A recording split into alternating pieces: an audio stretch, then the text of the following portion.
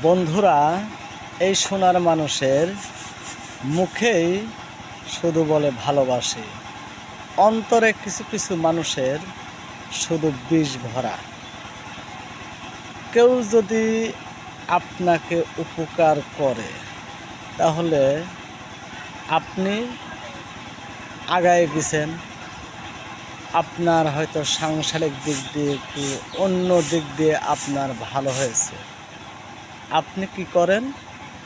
আপনি তার মাথার উপর দিয়ে হাত ঘোরান আর তার নিন্দা চর্চা করে বেড়ান। এটাকে ঠিক? কখনো এটা ঠিক না।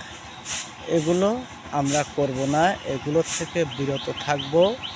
আর যে আমাকে আপনাকে উপকার করবে আপাতত, তার কথাটাই একটু হলেও আমরা মনে রাখার চেষ্টা করব, নাকি?